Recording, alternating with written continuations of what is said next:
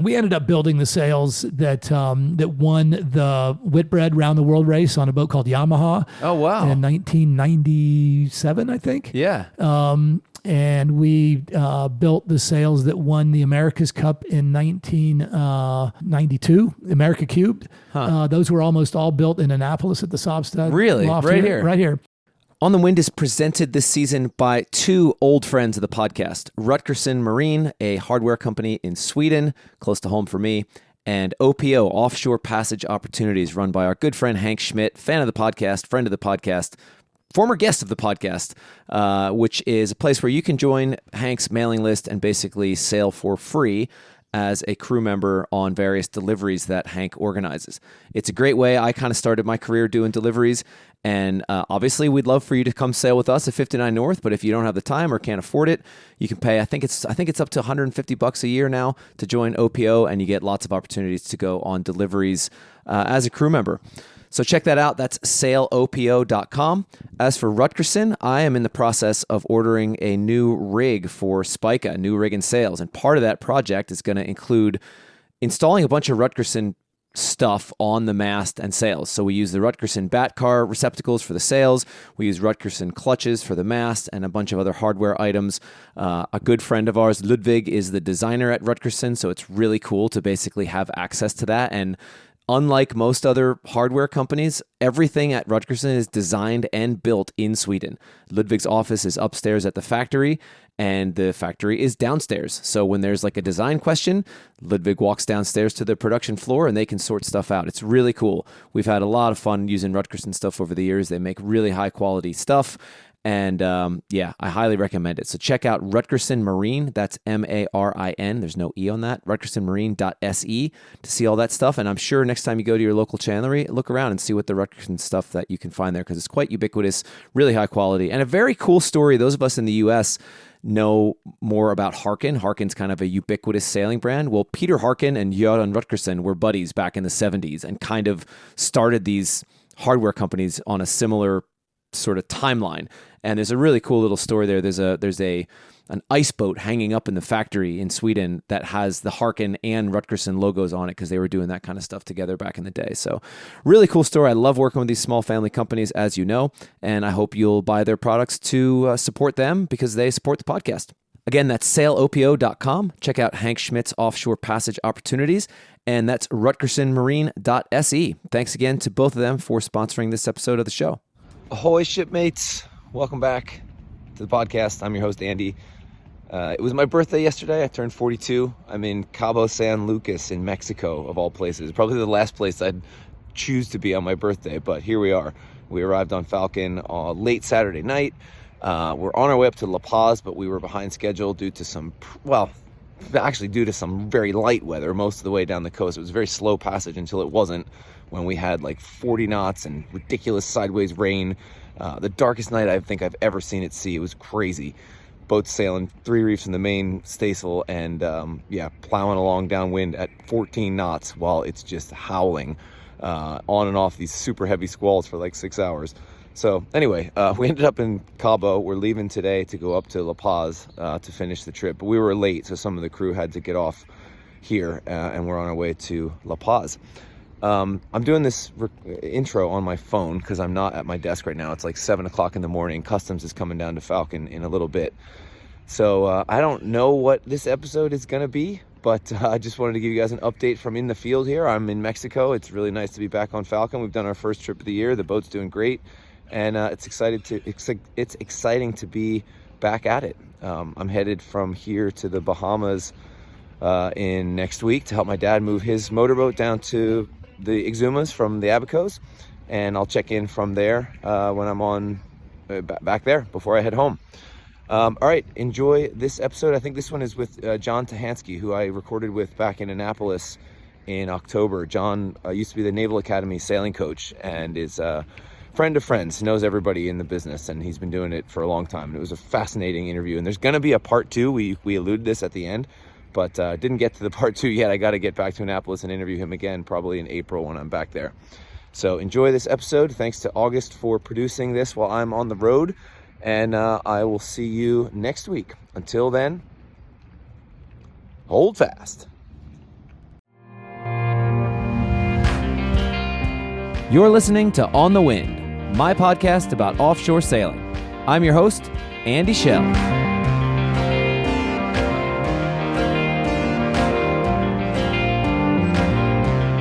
Jahn Tihansky is a lifelong sailor with some wild stories. I sat down and interviewed him in Annapolis in October, and we talked about his time doing deliveries, his time racing back in the day on the West Coast, his time as a sailmaker, and towards the end, which we didn't get all the way through, his time as the main coach at the U.S. Naval Academy in Annapolis. Jahn is an amazing sailor and a wonderful mentor and friends of a lot of people in the business that I know, and it was finally cool to catch up and talk to him about his career on this show.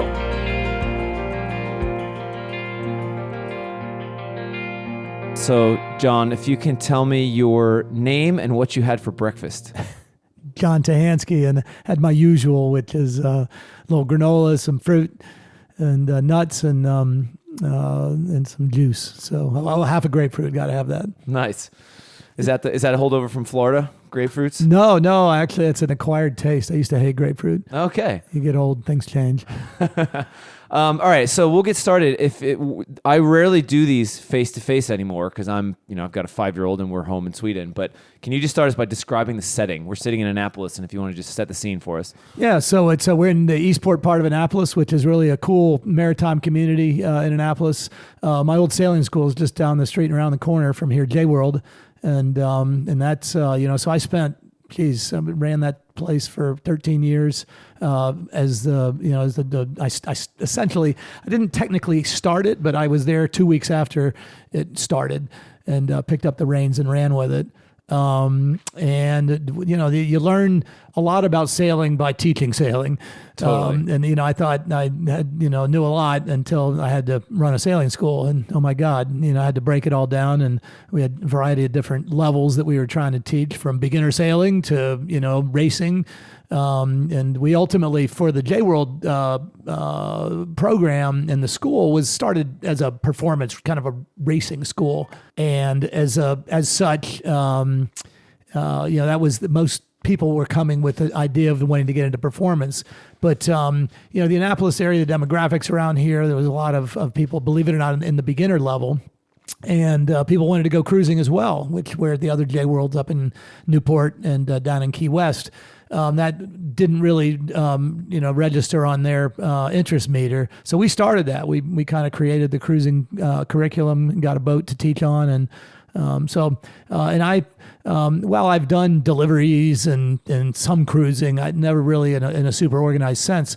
I had to become much more proficient at that to learn how to teach it and give certifications at that. And as it turns out, I really enjoy it. And, nothing like going out and finding a neat little secluded cove to drop the hook and, put up the barbecue and enjoy an evening on board the boat. And I was thinking of just last night as I walked out on my deck and that full moon, super moon was coming up. It's like, wow, this would have been the night to be out on a boat. So yeah, exactly. Were you one of the owners at J-World? Yeah, I owned it. You did? Yeah. So I won't get too deep into that, but I was hired to run it when it first started. The person that they had hired to run it, things just didn't work out for the ownership group. So they hired me. I was actually in the sailmaking business and worked for a local company called Sobstad. Okay. And there was 8 owners to this school, and it was they owned the school, they owned a boat dealership, a charter company. It was all kind of this consortium of businesses, and they were customers of mine. 3 of them were customers of mine in the sail business. And they said, hey, you teach us how to race our boats. We think you'd be really good. We need somebody to run this thing. Would you be interested? So I jumped ship from the sail thing, which I'd been doing that for 17 years, believe it or not.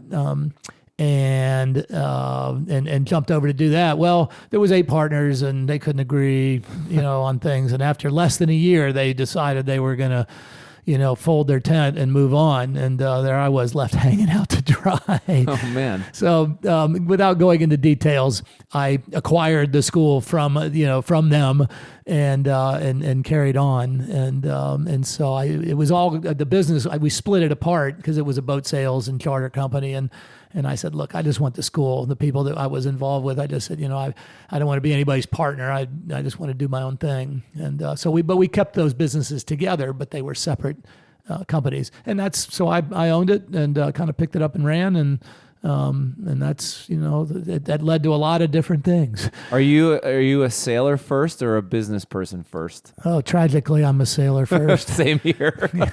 Yeah. It sounds like you went to school and got some education. Well. And, I wish I could. I never went to college. But you know what? I got my MBA through starting. I've just started my third business. Well, there you go. Yeah. None of them have gone bankrupt. But they're not conglomerates of any form. So was the business thing at like a means to an end to basically do what you wanted to do?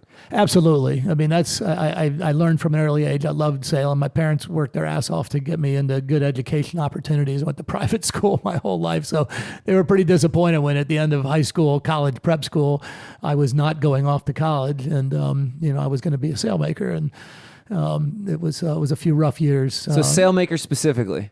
So that's what I literally was doing. Even as early as high school, you knew that. I was a summer job in a sail loft for I think sophomore, junior, and senior year, and then I just stayed on. Where was it? Was this here? Did you grow up in No, Annapolis? this was in Florida. Okay. So I grew up down in Tampa, Florida, and which it's not Annapolis, but it's a reasonable hotbed of sailing down there. Tampa, St. Pete, Clearwater area, Sarasota.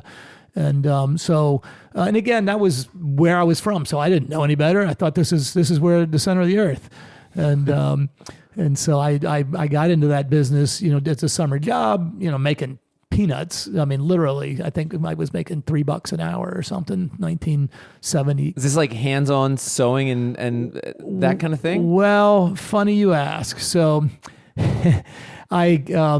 I had a couple of friends down in Florida that I grew up sailing with, and they got the job in this sail loft. It was a company called Johnson Sails. They're not really around anymore, but they were a big deal down in the southeastern U.S. way back in the 60s and 70s, and my friends got jobs in the sail loft, and I had a job in a warehouse schlepping dusty boxes and stuff around. And every afternoon we come out to the club to go sail our lasers, and I'm filthy and smelly, and those guys are, lily white clean. And, I had to go freaking take a shower just before I could go sailing. I said, I want to do that. And I enjoyed, looking at sails and sailing, but I really thought that would be cool. Well, I begged and begged and begged, and I didn't understand. This is, kind of my lack of, smarts upstairs. Their daddies own boats. Their daddies bought sails from this company. My family didn't sail, so there was no such entree. And so that's why I was beating on this door, and that's why it didn't open for a while. But I was persistent, and finally they gave me a job. But the first job was I was the gopher, and basically cleaning toilets, mowing the grass, looking in the window of the sail loft at my buddies working inside as I'm, running around doing whatever I was being told to do. But that really was very fortunate for me because while I said I was doing those menial jobs, I also worked in, they had a hardware department. They were the Southeast distributor at the time for every major manufacturer: Harkin, Ronstadt, Merriman, Lumar, Foul Weather Gear. And so they had a warehouse, and so I worked in that warehouse pulling orders and, packing boxes and shipping it. So I learned who made what, and I learned a little bit about the specifications of stuff, rope.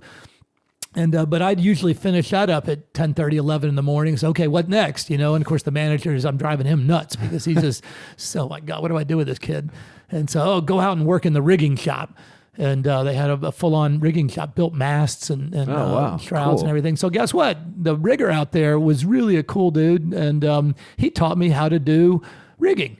And now I never learned how to weld, but I did. This is back in the day of rope-to-wire splices. Yeah. We cut tapers and masts. He would give me a cut sheet and say, "Here, go make this boom."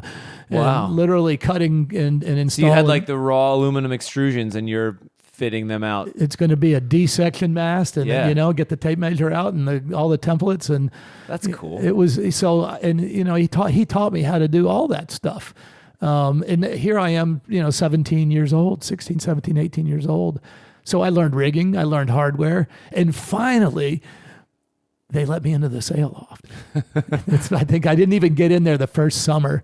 But the second summer I got into the sail loft. And of course, now you're cutting numbers and you're doing the absolute menial sail making tasks. It's not the glamour of, I don't know what people think it is glamorous about sail making, but there is something though. I mean, it is like, there is some romantic aspect to it, especially like the old sail lofts where stuff was actually built in the loft, stuff done by hand. I mean, I'm thinking of like Carol Hassey and Port Townsend and stuff out there, like that kind of stuff. There is some sort of romance to that for sure. Well, I don't mean to denigrate it, because ultimately, learning to back in those days, literally these guys were designing the sails.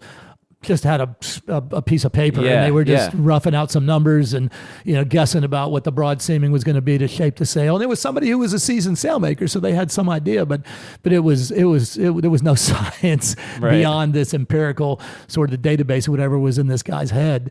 But I learned to loft the broad seams and ultimately do the first and second layouts on the sails, and I learned how to sew. But I also learned to do handwork, because handwork was the end of the line in sail making. You roll it out, you put all the sails together, it goes into the sewing room, where I hate to say we had a room full of women who were the seamstresses that did all the sewing.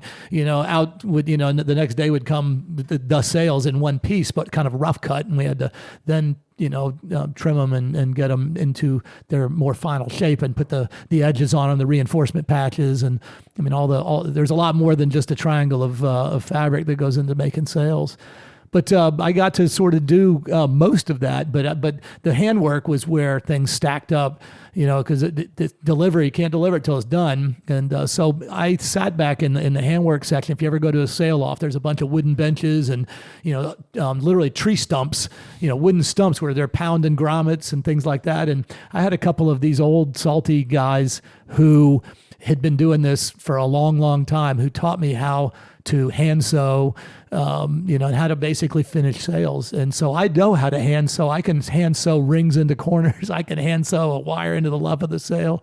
I learned how to do all of that stuff, and it was a blast. I mean, I did all this working. I don't think I ever made more than $3.50 an hour working at that company. Did you so 2 questions. What drew you to that? You said your parents didn't sail. So what got you into that world in the first place? So I have a brother and a sister, and we love the water. So we like swimming and whatnot. And a friend of ours nearby in our neighborhood had a boat, a little Morgan 24 that they had. And they asked us if we would help deliver that boat from one side of Tampa Bay to the other, basically a long day trip. And the terminus of that trip was a little club down in Tampa called the Davis Island Yacht Club. And so we are 5, 6 o'clock in the afternoon. We get into Davis Island. It was a hot summer afternoon, and Davis Island Yacht Club had a pool. And so we were happy. We all jumped in the pool, we're splashing and having a great time. And my parents were there with the owners of the boat, and they're saying, "Oh, this is kind of a cool place." And so they asked about joining, and it was dirt cheap. And so my parents said, "Oh, we'll join. The kids have a place to come swim." So, I like to swim, but I'm looking at all these boats going sailing. And I was probably, 12 at the time, 11 or 12. And I said, I want to go try that. And we bought a Kit Optimist pram. It's not an Optimist dinghy, but a pram. Same shape of a boat, but a clunky rig and, kind of just a little box of a boat. And we built this thing from a kit. And anyway, we took that thing out to the Davis Island Yacht Club, and it has a seaplane basin, which is basically a big semi-enclosed body of water with an open mouth. But you basically are going to get blown up into either the beach or the seawall or the dock. Yeah, you can't really get in trouble. Can't get into too much trouble. Yeah. And but basically, sort of cut my teeth doing that. But these friends that I had met, or that ultimately became my sort of sailmaking buddies, they were good sailors. Their daddies had them, they had the fancier prams. I didn't know the difference. It was this boxy boat, Yeah. I had a red sail. I thought that was really cool. It was made out of acrylic sail cover material. They had Dacron sails with battens. How come I'm getting my butt kicked? I don't know. Yeah. I had a really cool red sail and a yellow boat. But anyway, so I wasn't all that enamored by. I tried to race, but it was not a good, not a great experience. But I like to go out and just screw around in the boat, which we did plenty of. And And then I remember watching, I'd come out to the club after school and they had Thursday night beer can races over at Davis Island. And they would get literally probably 60 or 70 boats out. Oh, wow. Most of the boats would leave the dock and they all came from that one area, you know, Annapolis and most other areas you go, the boats come from everywhere and Sure. they all show up at a common spot. Davis Island was a bit unique in that they all came from that one facility. So everybody is together in that facility before you go out, and then you're together again, you know, back at the clubhouse afterwards. So there was this really unique sort of culture there. And but I was at the pool. I'm watching. I said, I got to go try that. And I remember I said, I'll go find a boat that I like. And there's this Cal 27, had a red stripe on it. Thought it was the coolest thing. I went and sat on the dock in front of their boat. It's tied up in a slip, and literally waited for the owner and his crew to come down. And there I am, literally no farther apart than you and me. I'm sitting there on the dock looking down at my knees are at the water, and they all walk by me and get on the boat. And finally the owner's wife says to me, she said, hey, young man, you'd be interested in going sailing? And I looked up, I said, me? And she said, yeah. Would you like to go? And I was like, oh yeah, hell yeah, I'd go. So I jumped on, and that totally got me going. There I am out doing the racing, and my buddies, of course, were sailing with their fathers on their boat. So now I'm out on another boat. And what was it about it that hooked you? They were a great couple that owned the boat and their crew. I mean, they let me. I was working the jib sheet that night. His wife is over my shoulder, you know, with the green telltale does this, you pull it in. If the red one does this, you let it out. And, you know, it just teaching me the basics, and I was into it. I don't know. It was just something just hit me, and I loved it. And, you know, at the end of the night there, I guess I was 12 or 13. Got to have a beer. Nice. That's what hooked you. That might have been it. But it was like, hey, would you like to come back next week? And, you know, yes. And so that started a great relationship with that guy. And Robin Clement was his name, and Robin and Jean. And, of course, he was down there cleaning the bottom, you know, before the race. So I said, I get out of school at 3. Can I help? So I helped him. I probably helped for 4 or 5 times. And then he fitted me up with his scuba tank. And next thing I knew, I was cleaning the bottom. And he was hanging out on deck, you know, helping get me out of the water when it was done. When did it go from like a summer job at a sail loft to like, I'm going to make something out of this? I wouldn't say I was confused or misguided, but, you know, there was a lot of pressure going from my parents and from my school about, you know, what I should do with my life and my career. What did your parents do for a living? My dad, he was a not great insurance salesman who became a handyman and literally did all kinds of odd things to make it work. And my mom worked in advertising. She was an artist and cool. ran an art department for department stores. But they were both well educated. Did you have siblings? I have a sister who's a year older and a brother who's a year younger. And we all went through the same sort of path, and you know, but they were a little bit more focused, and you know, found their direction in school. And unfortunately, well, I did not. I was busy doodling sailboats, looking out the window, you know, and get called on in class, and I had no idea what they were talking about. So it was I didn't see myself destined for that. Which you know, I look back on it. There's a lot of things that I would have liked to have maybe done a little different. But like what? What would you have done different? Well, paid a little bit more attention to some of those things in class, and you know, my math skills and science. You know, I sort of backed into all of that, and I got through high school. I did okay there, not great, but it's, you know, and for so much of it, there isn't much of an application, but there is physics and some of the basic, you know, the algebra and whatnot. I do find, you know, guess what? I use that stuff. Mm-hmm. I wish I'd paid a little bit more some attention. Of the like geometry and trigonometry stuff, I didn't actually get. I was really good at calculus and stuff. I loved it. I was great. But the trig stuff, I was like lost. And then when I learned celestial, I was like, I get it now. Exactly. And that's now I wish I could go back to high school again, because I would be all in and figure it out. So I've had to figure it out a different way. And I ultimately have. And I've learned with kind of the working knowledge of it. I'm not fluent at any of it. Yeah. But what applies, I figured it out. So So back to was there a point where you're like, okay, I'm going to make a career out of this, or did you just keep going? Did it just kind of happen? How did it go? So was it a conscious choice? Yes, it's at some point I said, this is what I'm going to do. Yeah.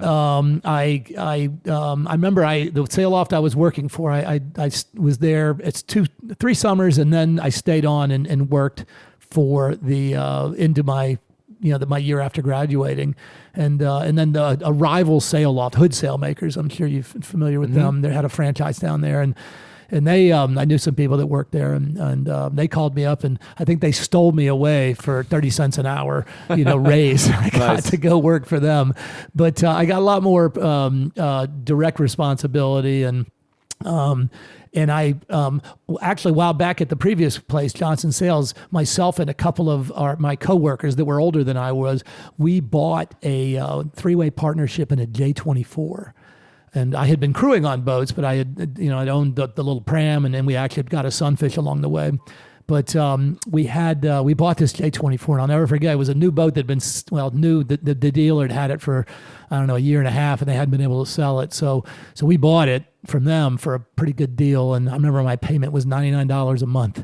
Oh, wow. And had a great time with that boat. It actually lived in the water when we first bought it. And I had a windsurfer and a camp stove, and I would throw my board on the boat, and I'd sail out to the mouth of Tampa Bay on Friday night after work, load up with some hot dogs and go down and do that, and just had a great time teaching. People would show up and say, "Oh, you know how to windsurf? Here, teach me." And of course, that's somebody with some 50-foot cruising boat that's anchored nearby, and they'd say, "Hey, what are you doing for dinner?"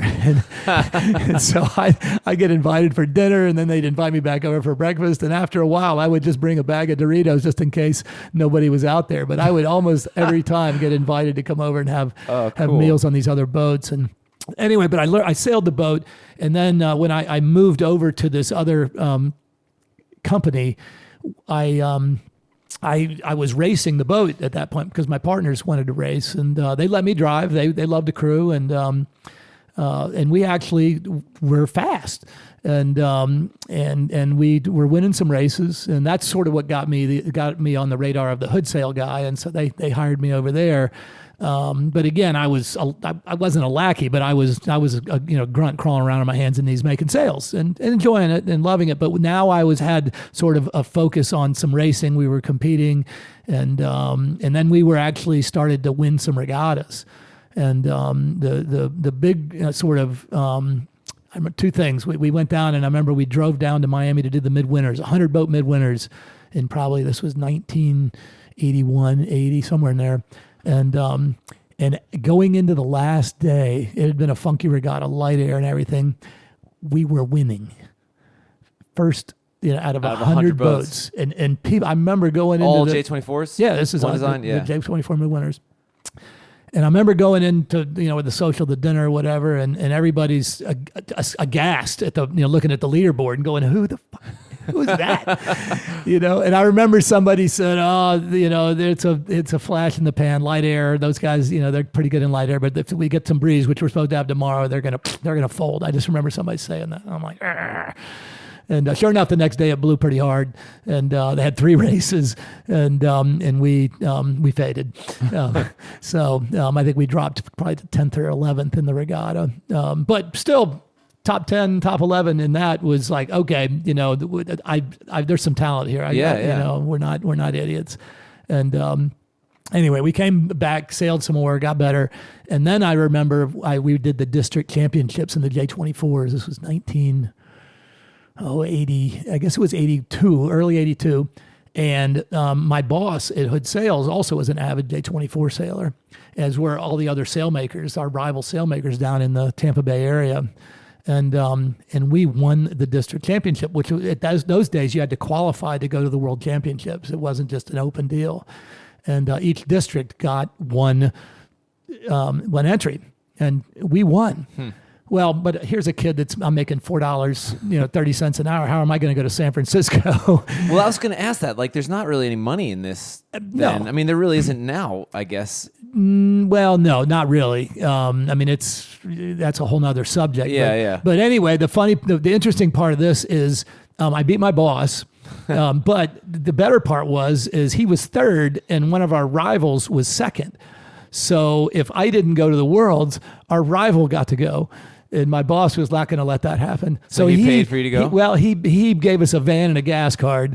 And he gave me his boat because he said, your boat's a piece of crap. Take my boat. Oh, wow. And my boat was fine, but his boat was pretty tricked out.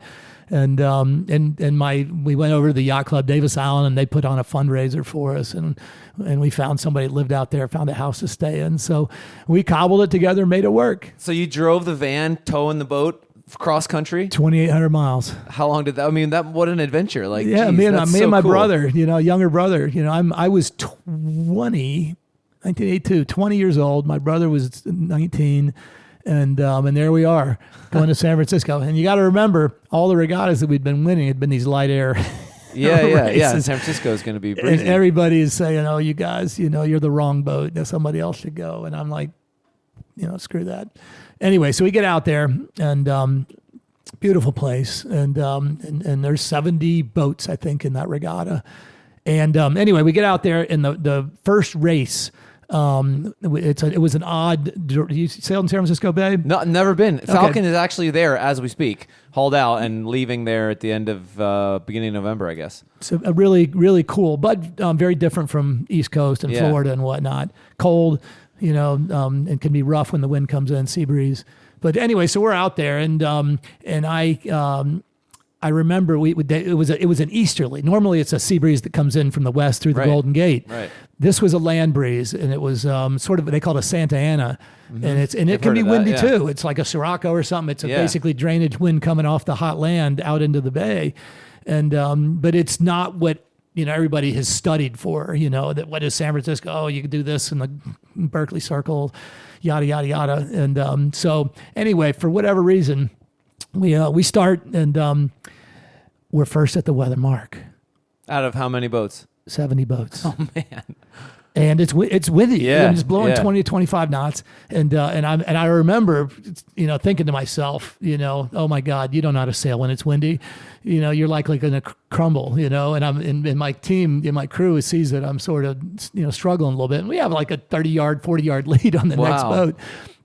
And this story has a bad ending.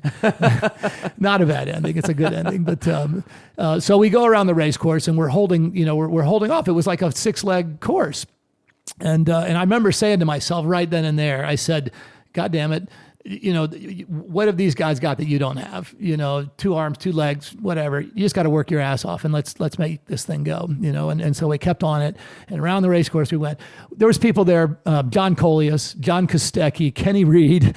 I mean, the who's who. Dave Curtis. I mean, all these were the J24 sailors of the day, and we're ahead of them, and we're still ahead of them, and we come to the finish line. And we're coming up as a windward finish, and I'll never forget, and no gun. I don't know if you know what that means. No. That means that we are not an official finisher. Okay. So as it turns out, we were over early. Oh, but you had finished first. We were first. Yeah, we still crossed the line first. Oh no. So and you wouldn't have known that ahead of time? No,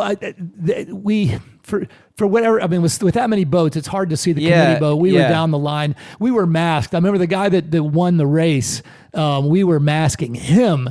And so if we were over, he was over. At least that's at least my memory of the whole thing. Yeah. Anyway, I was like, God, bewildered and fit to be tied. And we're way over near Berkeley. And so we had a 7-mile sail back to San Francisco, over to St. Francis Yacht Club. And I'm kicking myself, and we get back and it's confirmed you guys were OCS, so now you have a 71st instead of a 1 to start the regatta, and there were no throwouts in that day. Wow. And so anyway, I was like, we're packing the boat up, we're going home, rah, rah, and my team was like, JT, we just beat all these guys. Yeah. It was windy. We kept them behind us. Come on, man. Let's get out and do this. And so they convinced me not to go home. And we put the boat. We didn't haul it. But we did the rest of the regatta, and I think we ended up 13th overall. We had a couple more top 10 with finishes. a 71st. That's with a 71. Good. Yeah, it was unbelievable. And so that right there, you asked me what was the thing that kind of said this is going to be what you're going to do. That one really did it. So I came home, and we had a regatta in Clearwater, which was always in late October, a month after we got home, and it's a windy regatta, and we won every race. Oh, wow. It was like 6 straight So that bullets. you got some confidence from that. Oh my God, it was huge. So How do you, so now you're in this thing, you're confident, you know you can do it. We just said there wasn't not much money in that. How do you do something with that? Where do you go next? You got to pay the bills. How did you manage it? It's people are buying sails, which is not, a lucrative way to earn a living unless you're selling big boat super yacht sails.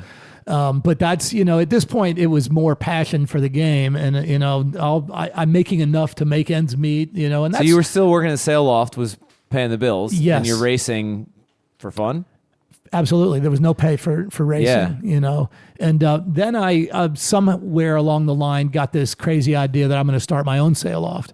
And there's another whole side story to that I won't get too deep into. But I said, okay, we'll do that. So here I am, 23 years old, no business education, no nothing. I'm going to start a sail loft from scratch. And I literally went down the street to the Home Depot of the day and bought a pallet full of plywood, a couple of sewing machines, an IBM XT computer, and we had some partners. That's where I don't want to tangent on that story, but we bought a franchise of a company called Sobstad. And but the two partners were non-managing partners. They had really nothing to do with it. One was supposed to be the money guy, and the other guy sort of knew the players to get us the franchise. So, but it was like, okay, well, there you go. Start a sail loft. Well, soon after I quit my job at Hood and we had got the deal done, my money guy, all of a sudden, his wife filed for divorce. So now he's got no money. And the other guy didn't have any money. He just was the deal maker, so to speak. And so now I have to bootstrap this sail company from nothing, which I didn't know any better. So I just throw myself at the wall and keep banging. And lo and behold, we managed to scrape it together and make it work.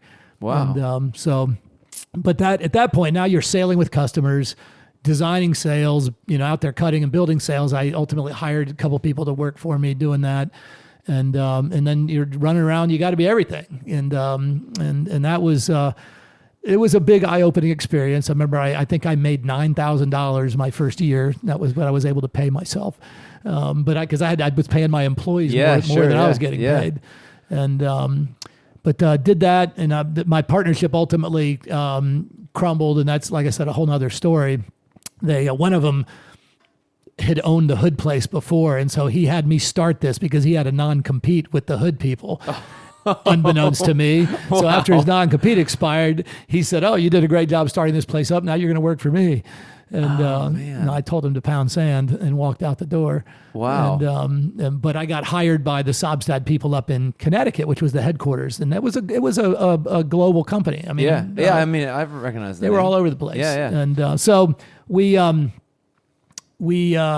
moved to Connecticut. Out of Florida, and they were building America's Cup sails and big Grand Prix race boat sails, and I went from being a big boat sail down in Florida with some J35 or something. Right. Now all of a sudden we're doing maxi boat sails. That's so cool. And a whatever Catalina 27, which was sort of my meat and potatoes in Florida. Yeah. Was they didn't even want to talk to those guys. Yeah. I was like, well, hey, but these are my people. Yeah, exactly. Was your core passion still on the water though? Is that where you wanted to be? Absolutely. So was all the rest of this kind of a means to an end to get back to that? Totally. And was it specifically competition? At that point it was. Yeah. I had done deliveries and whatnot to get race boats from point A to point B, but had really not done much in the way of just, casual cruising. And I take that back. The J24 experience I was telling you about, that was my cruising experience. Yeah. But, and I liked it, and I learned how to anchor the boat. I remember getting blown in a thunderstorm at night and dragging and, and I'm by myself. Everybody's got a story like that at some point. And so, okay, guess what? You got to learn how to anchor better and pick a better spot. Did you have a goal in mind with the racing? Were you trying to make it to the America's Cup level, that level? What was the direction? Well, I wanted to win the J24 thing. That was, at the time, the J24 was that was the Melgus 24 or the J70 of today. Yeah. The J24 was at that time. And there was no such thing really as professional sailors the way that there is today. Right. There were some, but the professionals were the sailmakers. And, and it wasn't like they were getting paid to sail, but they were making the sails and people were buying them because they were winning, that kind of thing. So anyway, that for me, I really wanted to chase that. But then, okay, you got a hot hand on the tiller of a J24. Let's get you onto a bigger boat, and then my clients would have, 35, 38, 40 footer.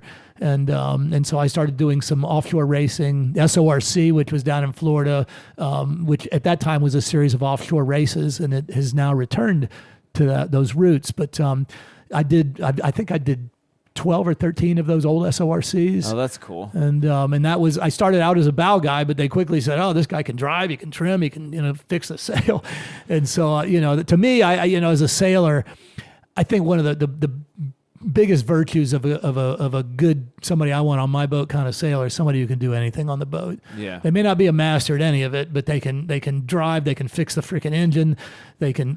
Well, that's what was so weird about when they introduced the Cyclors and the America's Cup. Those guys had never really been on boats. They weren't sailors at all. It was very specialized. Right. Which was really interesting. But I'm kind of with you. It's it's interesting what you said about working as a rigger and sailman, all that stuff.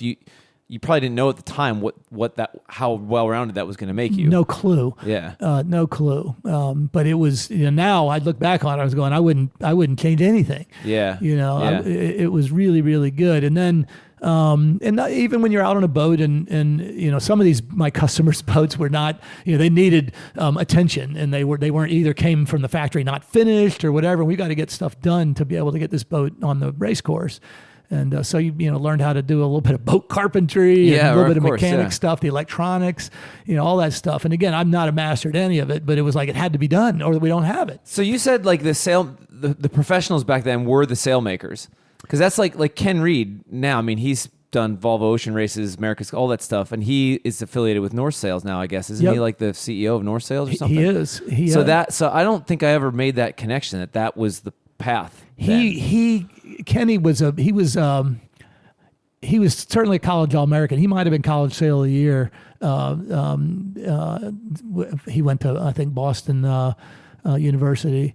But he and I are the same age. And so I've known Kenny since I remember. I can go into another side story. Kenny taught me some lessons when I was young, but that midwinters that we were at, Kenny was there sailing with a guy named Bill Shore. There used to be a company called Shore Sails that was very prolific, particularly in J24s. And Kenny used to be just a screamer on the race course. Very talented guy, but I remember got next to him when we were going down winning a race, and we got into a protest situation, and he filed a protest against us. And anyway, fast forward, we go to the room, and there we are. There's we're sitting in this area where all the people. This is the midwinters. It was 100 boats. It was probably 30 protests that had been filed, and I think we're number 18 on the list. So we're going to be there all night long, waiting. And Kenny's on one side of the room. He's got his rule book in his hand. I'm on the other side of the room. And Kenny, after we stood there for, I don't know, half an hour or so, Kenny walks over to me and he introduces himself. And we're 20 years old. But he says, "Hi, I'm Ken Reed." And I said, "Hey, I'm John." And he said, "Tell you, we're going to be here a while." And I said, "Yeah." He said, "Tell you what, I'll make you a deal." And I said, "What's that?" He said, "If you read this rule to me, and read it to me and tell me what you think, I might be willing to drop the protest." And I was like, "Oh, this is a trap. What am I walking into here?" But so I pulled out the book, and of course, the racing rules. We all think we know the rules, and I certainly thought I knew them at the time. And I read it. And he goes, "Read it again." And I read it, and I'm realizing that I'm not right. And I'm going to be wrong here. And he said, "Do you think that you have a good case here?" And I was like, "Well, I'm not so sure." He goes, "Just tell me you're sorry, you won't do it again, and let's get out of here." And I was like, "Seriously?" He said, "Yeah, we're done." And so shook hands. I have the utmost respect for that guy ever since. Wow, that's a cool story. It was a great story, and we're friends to this day. I've sailed against him. I've actually crewed with him in 3 or 4 different J24 regattas. Okay. And he's the rock star that he is. I mean, Yeah. I've never sailed with somebody with the level of talent that guy has. And there's a couple. I've sailed with some other really good people, but he has a podcast now, North Sails. He's like doing a North Sails podcast. He's the right man for the job. So Cool. Yeah. Anyway, that was a great learning experience. Like, I did not know the rules.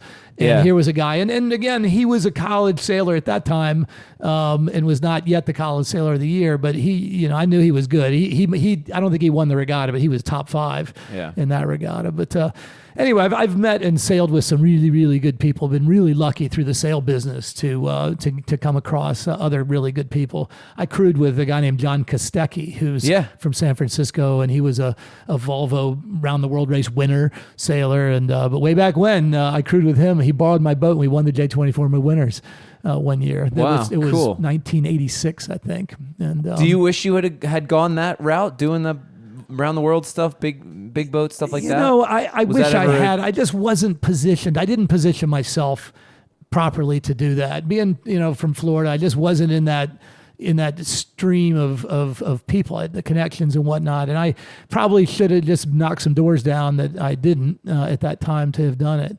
So I don't lament it too much, but I know a lot of those people that are in that game. I was going, damn, I have everything that they've got, and I could be there. My problem now is I'm 63 years old, so it's kind of hard to go do those. How things.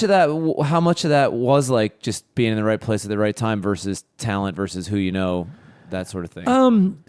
This seems like a very small world. I think once you get to the Volvo, or which at that time was the Whitbread, you had to be talented. There was a very small, pool of people that did that race, and I wasn't anywhere in those circles, and Kenny didn't get to those circles for a while. But he did. He worked. He ultimately got hired by North, and worked for them. And some other people that I think of. Kostecki was connected with people out on the West Coast. And I just, I just didn't push on that. So I was too busy trying to be successful at running my business. When I moved, I moved to Connecticut, worked at the sail loft up there. The crash of '87 came around while I lived in Connecticut, a year and a half after I moved there. And it was a terrible time to live up in New England. And again, I knew nothing about finance or Wall Street or whatever. And all of a sudden, this huge, thriving business that I went to work for is crickets. We got 40 people showing up for work every day and nothing to do. Damn. And my boss was, he had some anger management issues. He was just a fiercely driven guy. But this just didn't, wasn't going well for him. And I just I got to get out of here. And he was moving the business. He was taking the business and moving it down for a cheap manufacturing location down in, of all places, East Georgia.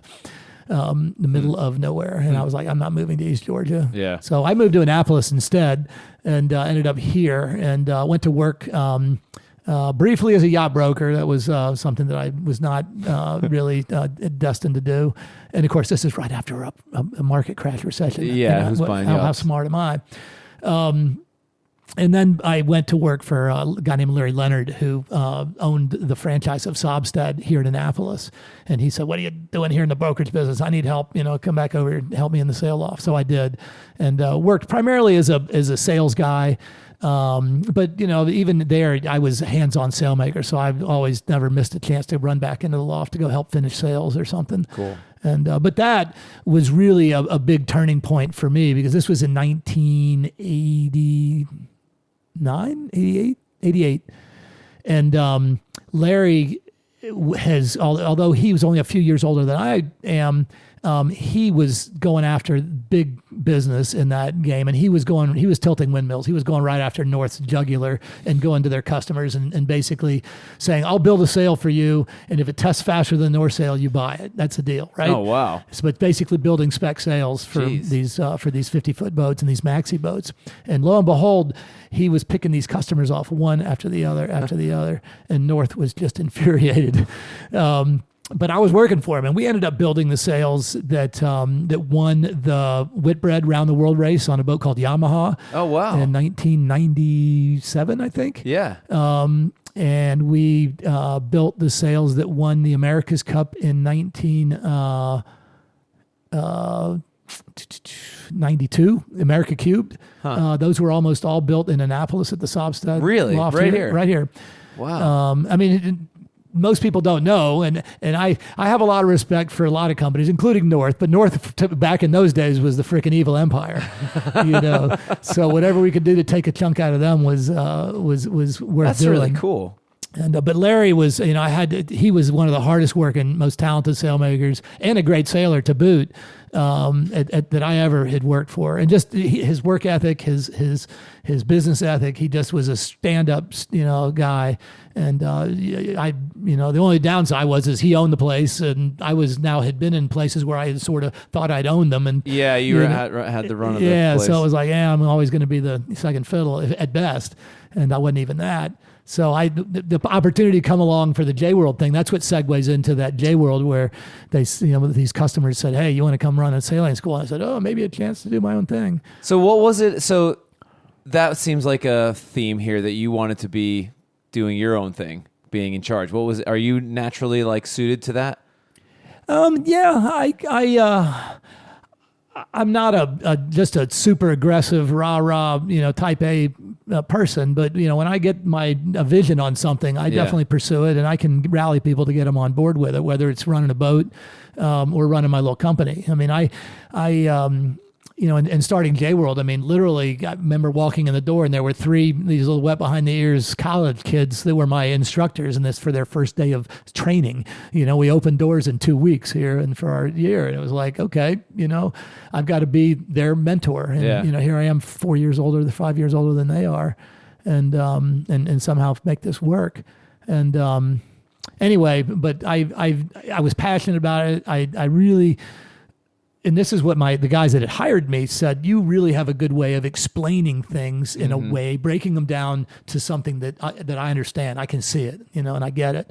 And so I felt that I had developed a good, a base capability of doing that. That's something that, you're doing this, doing the same thing. There is a knack to being able to distill complex things down to things that people can understand. For sure. And I really enjoy doing that too. That's like a challenge to me that I think is cool. You take people, what we do, 8 people show up, varying levels of experience, and now we're about to sail across an ocean, and the trick is getting everybody involved and making sure that the guy that really knows a lot feels equally engaged as the person that's never sailed before. And that's like a real challenge. It's a balancing act for sure. And that's the interesting thing about the sailing school is running the day to day classes, which is a structured we're going to go out and teach. Here's a curriculum that we're working from that we've developed. But I developed a program there.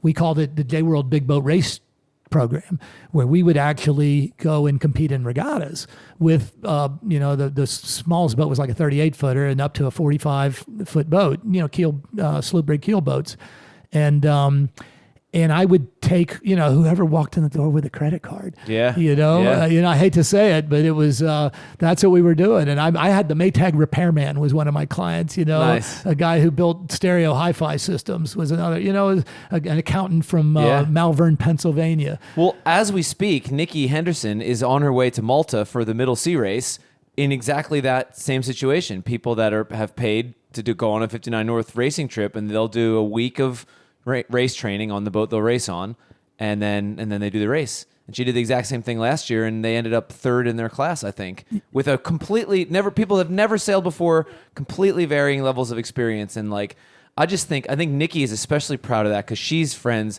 She was a professional racing sailor for a while, and a lot of those teams are nowadays even professional racing teams, and she's showing up with a bunch of people and they're beating them, which is so cool. That's exactly what we were doing, because we had good success doing this. We won. We didn't win. We had our share of getting our teeth kicked in, but I remember we won the Fort Lauderdale to Key West race, 160-mile race down the coast, overnight race overall. And hell yeah. One of the things that So cool. that was a trademark of the program was that everybody rotated.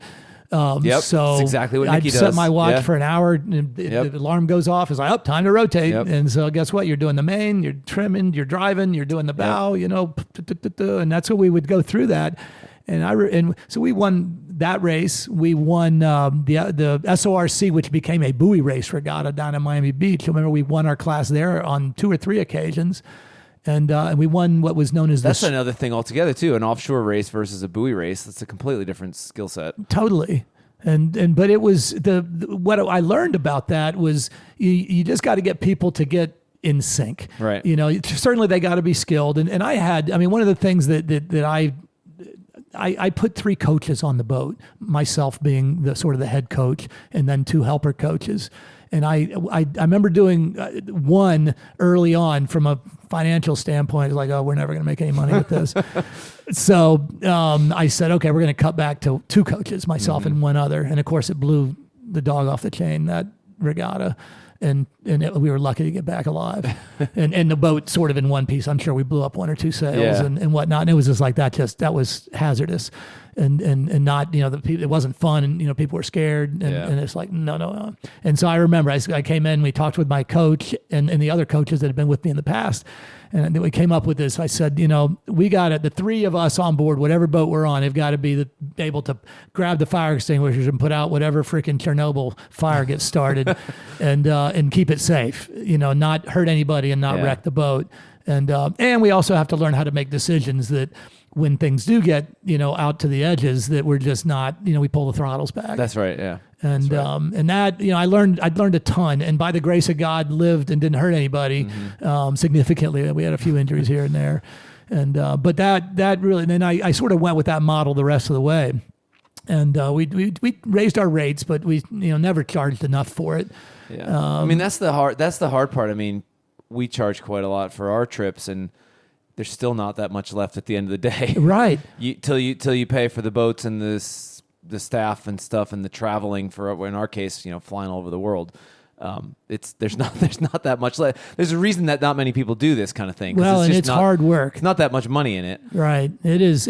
For me, it's just, you're out there and it's the 18 to 20 hour days if it's not an overnight race. Well, yeah. And so you're up at, 5 in the morning, getting stuff patched to whatever you didn't fix last night and getting things going, got to go get provisions, blah, blah, blah. Yep. Now the curtain's going up and it's time to, to rock and roll. And so how did you, to segue here a little bit, you just said, you like being in charge, you did your own thing, and then you wound up at the Naval Academy, now all of a sudden working for this giant government organization. I guess you were were you working for the Academy or for the sailing program? Is it 2 different entities or something? But regardless, you're working for this behemoth organization. The government, the military, yeah. U.S. Navy. It was, that was a very interesting segue.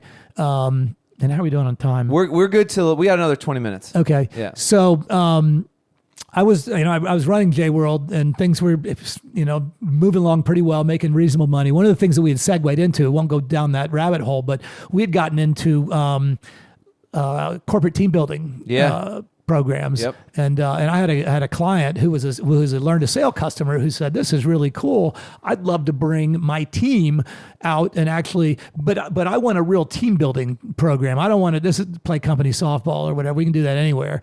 But John, why don't he worked for Anderson Consulting at the time. I don't know if they're even still around, and they were doing a thing with Marriott Hotels, and he was like a senior vice president for Anderson. And anyway, he says, you design a program, you got a week to put it together, and let's meet a week from now, and you sell it, pitch it to me, and if I like it, I'll buy it, and we'll do it. And I put together this, basically it was a coordinated sailing program where all the boats had to sail together in a group rather than trying to beat up on each other. And we went around sort of an obstacle course, so you had to maneuver the boat, and everybody had to do a good job. And he was like, sold, and so we did it with them, and we refined it over the years, and ultimately did quite well with it. In 2005, which is when I went to the Academy, it accounted for nearly half of our revenue. Yeah. It wasn't a lot of units, but it was, they were willing to pay good money for what we were doing. Yep.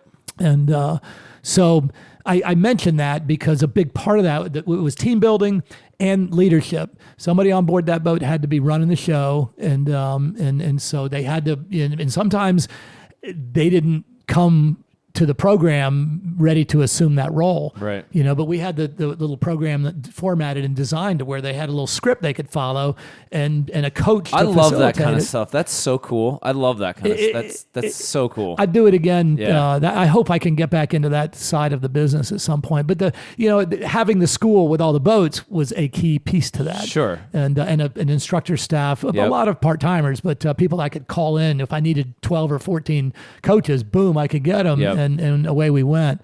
But and we had clients, Northrop Grumman, Pfizer, Coca-Cola, Microsoft. I mean, these people were coming to Annapolis to come sail with us. Yeah. It was amazing. So how did that lead to the academy? Well, so team building, leadership development, which was that wasn't really well known to them. But I was doing these regattas with these pay-to-play customers, and we're winning these regattas. Yeah. And somehow that got on the Naval Academy's radar. And I did not look for the job at the Naval Academy. And funny, interesting side story. I'm there at J-World, and the Naval Academy had started advertising. The person that had been in the job had resigned, and there's a guy named Brad Dellenbaugh who went to be the sailing director up at the New York Yacht Club in Newport. And so the job was vacant. They advertised, I think it was in Spin Sheet at the time, and a couple of my sailing professional friends, one was actually in the business, and the other guy was not, but he was a really good sailor and one of my part-time coaches.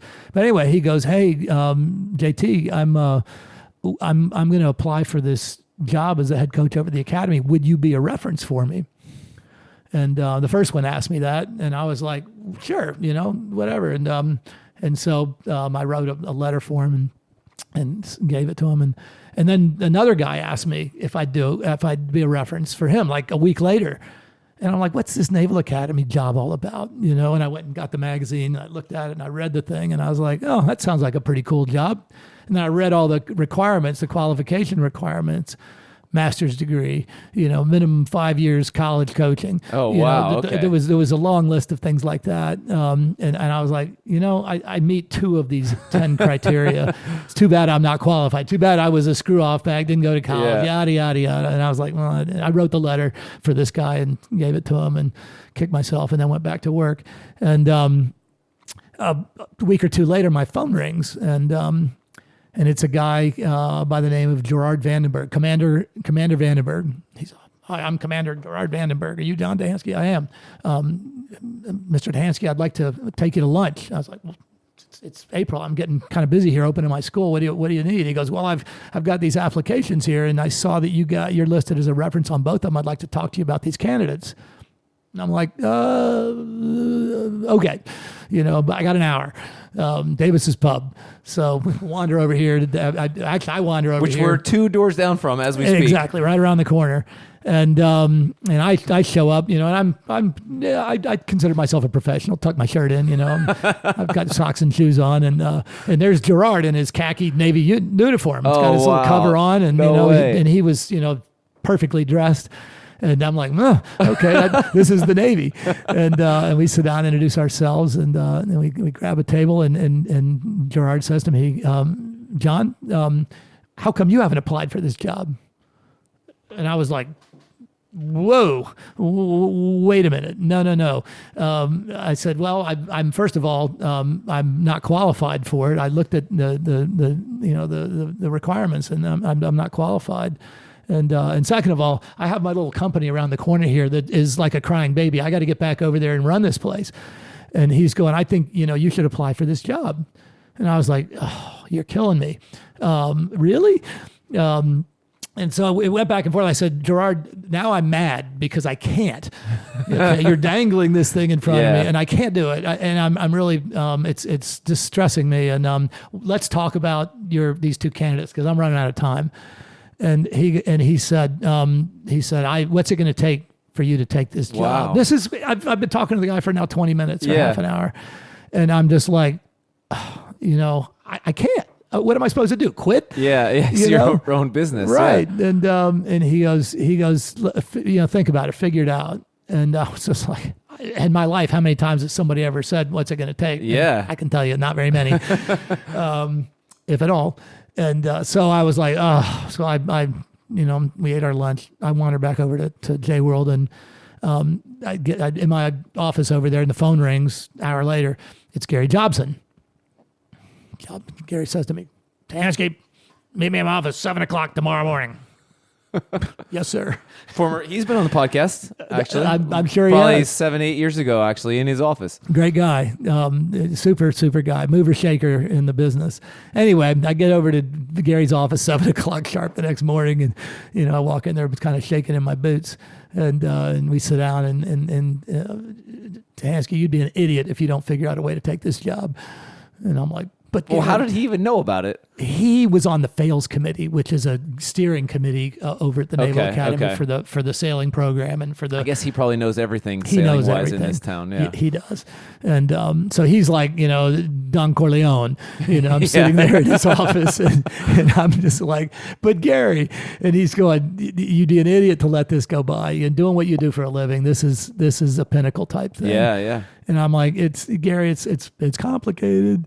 And he goes, figure it out, So I would go back to work, and I'd start thinking about it. Okay, how can I do it? I'm thinking that I am, God's gift to sailing schools, and nobody can do what I do. And so how could that possibly happen? And but I had some good people working for me, and one of them, who was sort of my head coach at the time, I got him. I started talking about selling the school to him, and he was thinking about it, but ultimately just wasn't ready to do it. Was this? You don't have to say who it was, but was KB involved in this? This KB was at the school at the time, Yeah. but he wasn't the guy. Okay, It was a guy named Dustin Romy who Yeah. lives down in Florida, is out of the business right now. But Dustin was Dustin had some business acumen. He was a Coast Guard Academy grad, smart guy, and I thought he would be good. So anyway, then that didn't work out, and but he agreed. Hey, I'll stay on and run it, and because you really ought to take this. And I figured, okay, well, I'm going to be over here part-time, be over there part-time, and run back and forth and do it. And I decided I would take the job. And so that's how I ended up over the Naval Academy. I didn't know the first thing about the Naval Academy. I didn't know the first thing about college sailing. Or how does it work being like civilian working over there? And like, was that, well, did you have to adapt? Oh my God, huge adaptation. And the sailing program is unique, particularly there's 4 distinctly different sailing programs at the Naval Academy.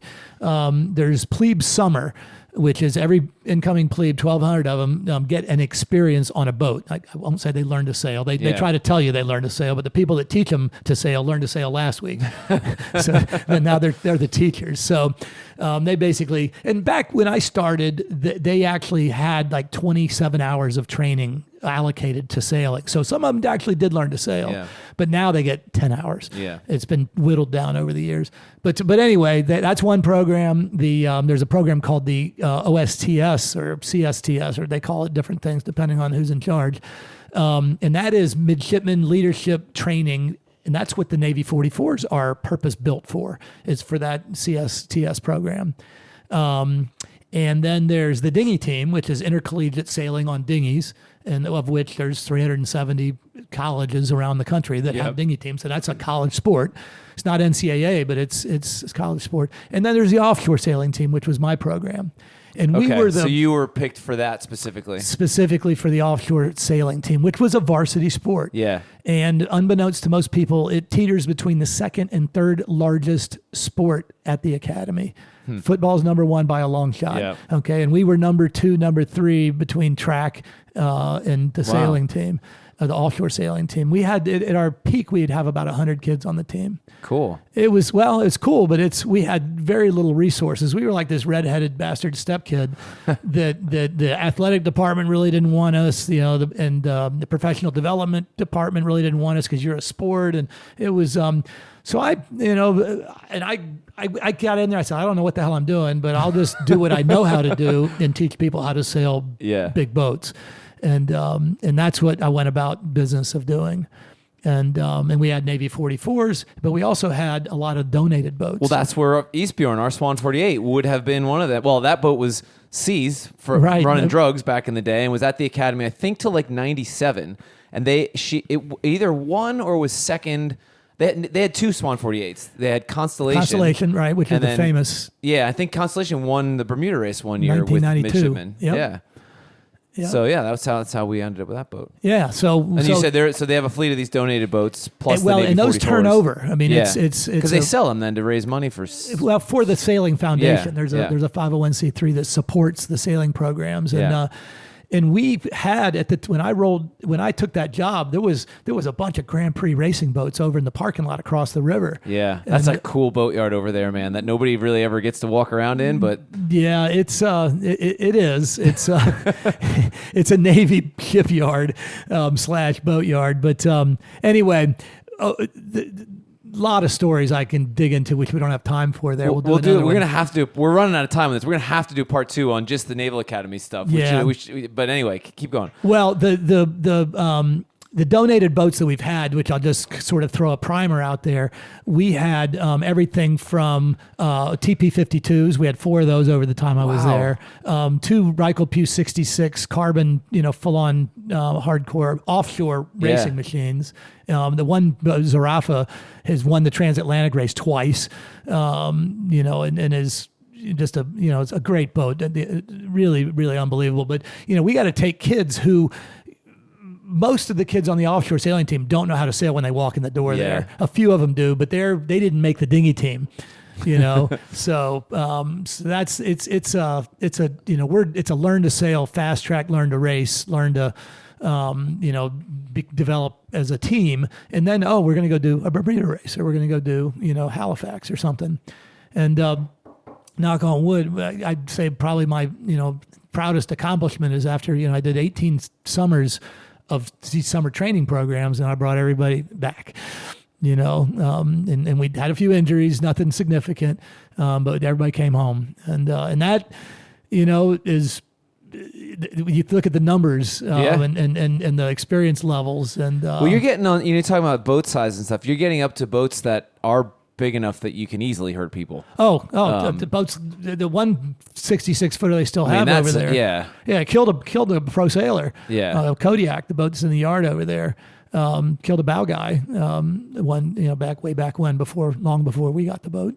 But it was like, it wasn't a boat problem, wasn't a flaw. But it's just the stakes are so high, you can't make mistakes on those big boats. Something bad happens, and that's I by grace of God certainly has been with me throughout my entire career, and certainly a lot at the Academy. But I certainly learned how to manage risk in a way that let us go out and do these things, and have a good probability of not having a catastrophe. That's the biggest. We talk a lot about this too, like with risk management. It's a whole other podcast we can do on this. The difference between when you're racing and cruising, the risks you take in one aspect versus another. Because oftentimes the stories you hear are much more often in a racing context. Which if you're, I'm talking offshore stuff. If you're in a cruising context, you're not going to put yourself in the same situations to get to that level of stakes in the first place. Right. Why would you? Yeah. Yeah. And so it's a whole other level when you go from cruising to racing, because now it's a different risk profile because there's different goals.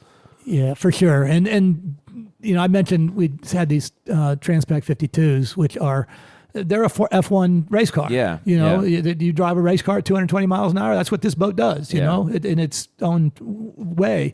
And I knew nothing about sailing those boats when we got them, and we had a couple of very frightening moments here locally, just practicing and learning how to sail them. And in 2012, we did a 635-mile Bermuda race in 53 hours. Oh my God, Jesus! Yeah. That's a whole nother story to tell. But it was. Top speed was 28.5, and I'm looking around. I mean, again, like I said, a ton of stories. But I said, if these parents of these kids knew what I was doing with their kids right now, I would be drawn and quartered, and it would be over. And there's the kids are on the wheels driving this boat, because I'm not allowed to actually drive the boat in the Bermuda race because of the class that we're in, which we want to sail for the what's known as the St. David's, the trophy, and it's an amateur class. Right, pros can be on the boat, but they're not allowed to drive. And so, which is okay. One of my customers way back early in the sailmaking days convinced me to not drive. He said, look, if we're ever going to learn how to sail and become good at sailing our boats, I don't need you to, you shouldn't be driving my boat. As soon as you get off this boat, we're going to be the same chumps we were before you showed up. That's exactly right. I mean, it's the same philosophy we have. I always joke that I've got the softest hands in the crew because I never do anything. Here. And that way back when, that guy said, teach me to drive. And even if we're, mid-fleet, I'll still be happy. Yeah, sure. And so the mids are driving, and they're pretty damn good. And, driving a boat at 28 and a half knots is, you're a race car driver doing 200 down the backstretch. Something goes wrong. And ultimately, we were in a storm out in the ocean, and ultimately we got whacked by 55 knots plus a breeze. And anyway, that's, like I said, another story. But it was amazing to be out there, and the kids to be able to manage the boat. And sure, things went wrong and we broke stuff, but nothing catastrophic. Do you think that kind of thing where you're coaching up people is that more satisfying to you than being on a team full of professionals where you're one of many? Absolutely. But it is. It's a different deal. Yeah. I've been fortunate enough to do some pro sailing where I'm part of a pro crew. I've been on a TP52. I've been on a couple of other big boats like that. And you're one of 12 or 14 people on the boat, and I am the starboard jib trimmer, or whatever it is that I'm doing. And it's cool to be part of a well-oiled machine that just is everything. It's like being in a symphony. I don't play an instrument, but you look at all these people and everything is just in sync. That's sort of the feeling that I get when I sail with a good pro crew. And it's like, wow, it's cool to be that guy on the third fiddle or whatever. Yeah. Whereas the gratification that I get from coaching and teaching these guys, and then finishing a Bermuda race or whatnot, is just knowing that I facilitated getting these guys from sort of point A to point Z, over whatever this short period of time is. That to me is just like, wow, look at what these guys have accomplished, and I've helped facilitate that. That's a perfect place to wrap up. We're going to have to do part 2, John, because I want to hear more of these. I want to talk more about the leadership side of stuff too, but this is a great place to wrap up because I've got other meetings in 10 minutes. No worries. Thank you for your time. This is super cool, and we'll talk more about this racing stuff off the mics as well. For sure. No, look forward to it, Andy. Thanks for having me. Cool. Thank you. Thanks again to our sponsors, Offshore Passage Opportunities and Rutgerson Marine. Check out sailopo.com to sign up for the mailing list and crew offshore, and check out rutgersonmarine.se or buy hardware from your local chandlery. Thanks to both, and we'll see you next week.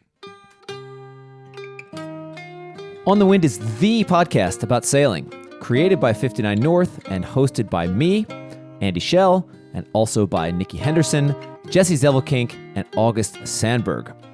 The show is mixed and produced by me and August in Sweden and Norway, respectively. The intro theme music is composed and performed by former podcast guest, sailor, and musician Cameron Dale, while the outro music you're hearing now is, of course, by our friends, the Stormweather Shanty Choir from Bergen, Norway.